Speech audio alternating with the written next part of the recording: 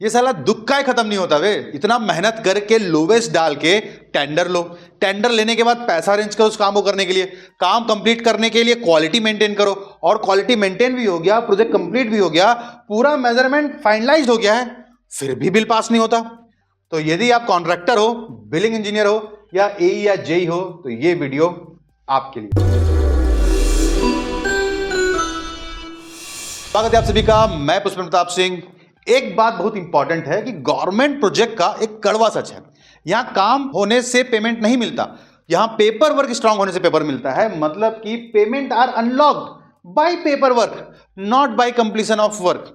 और यही point 90% construction professionals ignore कर देते हैं, और हर किसी को लगता है कि गलती भाई साहब दूसरे की है। कॉन्ट्रैक्टर कहता है भाई काम तो कंप्लीट हो गया है, बिल क्यों रोक के रखे हो। इंजीनियर साहब कहते हैं कि भाई साहब पेपर वर्क पूरा नहीं है, लेकिन बाबू साहब कह रहे हैं कि रूल फॉलो नहीं किए हो, डॉक्यूमेंट ला के नहीं दिए हो, परचेस ऑर्डर टेस्ट रिपोर्ट नहीं सबमिट किए हो, तो कैसे बिल कंप्लीट होगा। और यही बिल फाइल के अंदर घूमता रहता है ऑफिस टू ऑफिस। रिसेंटली हमारे एक भुवनेश्वर के इंजीनियर ने हमको अपडेट किया कि वो हमसे 2022 का पढ़ा हुआ है, 2023 में उसने कॉन्ट्रैक्ट लिया।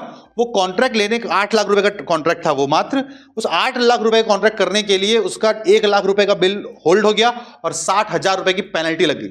8 लाख रुपए में वो लाख 1.5 लाख रुपए कमाने गया था, लेकिन 1,60,000 रुपए जेब से लग गया, प्लस टाइम लॉस अलग से। रीजन क्या था? बड़ा सिंपल सा कि रूल नहीं पता। रूल नंबर 1 जिससे कि आपका बिल कभी नहीं रुकेगा, वो है मेजरमेंट कभी गलत ना लिखना। यदि आपने लेट एंट्री किया है, काम पहले किए हो, काम बाद में कर रहे हो, तो वो अप्रूवल में समय लग जाता है।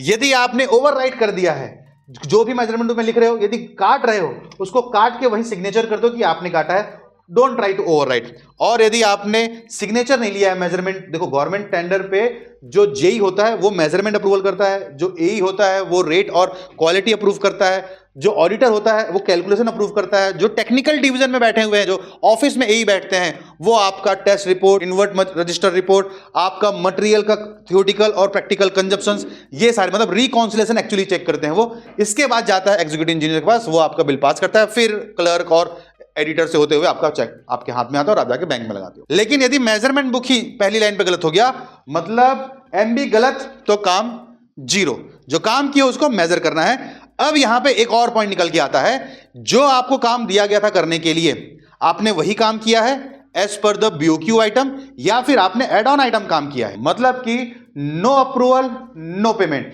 जो बीओक्यू में दिया गया था वो आप काम किए हो, उसका पैसा मिल जाएगा। लेकिन बीओक्यू से क्वांटिटी चेंज हो गया, आप डेविएट करके किसी आइटम पे कि जो आपको काम करने दिया गया था, और वो काम चेंज होकर कुछ दूसरा काम आपने कर दिया, एक्स्ट्रा वर्क आपने परफॉर्म कर दिया, तो उस जगह पे आपको एग्रीमेंट करना होता है। मतलब आपको अप्रूवल लेना होता है, रिटर्न अप्रूवल। वर्बली की देख लेंगे भाई साहब, कोई नहीं देख पाता।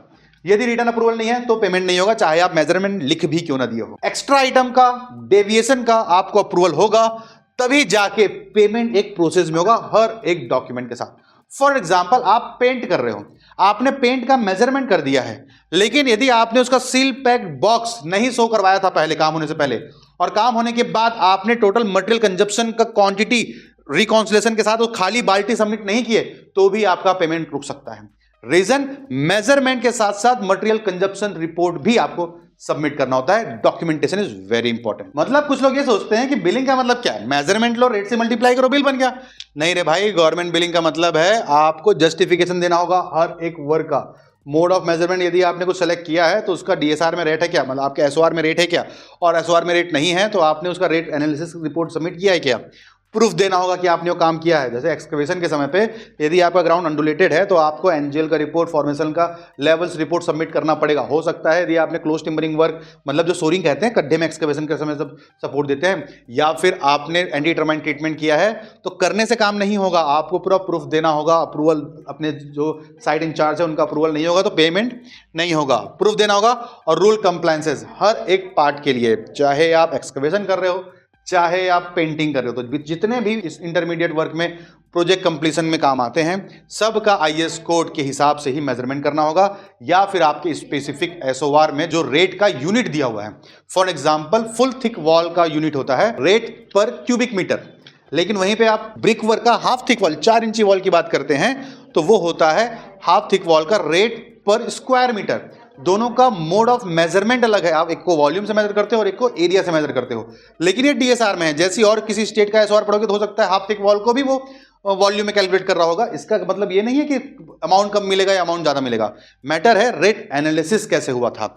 तो यदि आपके बिल पे टेस्ट रिपोर्ट नहीं है मटेरियल्स के, तो आपका बिल वीक है। यदि आपके बिल पे मटेरियल रिकॉन्सिलेशन का डिटेल नहीं है, तो भाई साहब हो सकता है आपका बिल पास ही ना हो, क्योंकि ऑफिस में बैठे हुए व्यक्ति को कैसे पता चलेगा कि आपने जो काम किया है उसके लिए आपने सही मटेरियल परचेस किया भी था। तो इनवर्ट डिटेल हो, उस प्लांट जिस प्लांट से लाए हो उस प्लांट का भी टेस्ट रिपोर्ट मांग सकता है आपका टेक्निकल जो चेकर है। एंड ड्राइंग अप्रूवल या वर्क अप्रूवल नहीं है तो आपका बिल रिजेक्ट हो जाएगा। इस रिजेक्शन के पीछे बहुत बड़ा रीजन है यार, कि जो आपके गवर्नमेंट ऑफिसर्स होते हैं वो इतने डरे हुए होते हैं, जो आपके जेई है, ए है, ई है, कि यदि कल के दिन ऑफिसर्स के पीछे ऑडिट लग गया तो उनकी नौकरी खतरे में आ सकती है। क्यों? क्योंकि सवाल तो उन्हीं से पूछा जाएगा ना, आपने क्या चेक किया, विदाउट पेपर आपने बिल क्यों पास कर दिया। तो यदि ऑडिट आया तो कहीं वो फंस ना जाए, इसलिए ऑफिसर्स चाहते हैं सारा डॉक्यूमेंट क्लियर हो भाई, हर चीज रिटर्न पे हो, हर एक प्रॉपर वेरीफाई हो, तभी जाके बिल पास हो। तो एक चीज तो क्लियर है, काम से ज्यादा इंपॉर्टेंट है सिस्टम। यदि आपका इनकम्प्लीट डॉक्यूमेंटेशन है तो पुअर वर्क प्रोसेस, अप्रूवल नहीं है तो अगेन पुअर, ओरिजिनल कॉन्ट्रैक्ट को इग्नोर कर दिया, भाड़ में जाए, 4 करोड़ का काम कराना कर लेंगे भाई, पढ़ के करो क्या क्या काम करने बोला है। और an audit prospective was never considered, सोचे ही नहीं कि हमारे जो जेई साहब हैं उनका भी तो जीवन जीविका चलानी है, उनको भी तो सैलरी आती है महीने के एंड में, नहीं आएगा सैलरी तो घर बार कैसे चलेगा। तो बिल इसलिए नहीं अटकता क्योंकि काम खराब है, बिल इसलिए अटकता है क्योंकि डॉक्यूमेंटेशन वीक है, अप्रूवल नहीं होता, कॉन्ट्रैक्टर कॉन्ट्रैक्ट को इग्नोर कर देता है और ऑडिट के एंगल से सोचा ही नहीं जाता। अगर आप चाहते हो कि आपका बिल टाइम पे पास हो तो एक ही चीज याद रखना, यदि आप कॉन्ट्रैक्टर हो तो सिविल गुरुजी से ही as a billing engineer hire करना है, क्योंकि हमारे यहाँ का इंजीनियर वो वेल स्ट्रक्चर्ड बिलिंग सीख रहा है जिससे आपका बिल कभी नहीं रुकेगा। और रही बात कुछ चैलेंजेस आता भी है तो पूरी सिविल गुरुजी की टीम है ना आपको सपोर्ट करने के लिए। बस याद रखो कि गवर्नमेंट प्रोजेक्ट में बिल पास करना लक नहीं है, प्लानिंग, डॉक्यूमेंटेशन और सिस्टम का नॉलेज होना ही एक अच्छा बिलिंग इंजीनियर या बिलिंग प्रोसेस कहलाता है।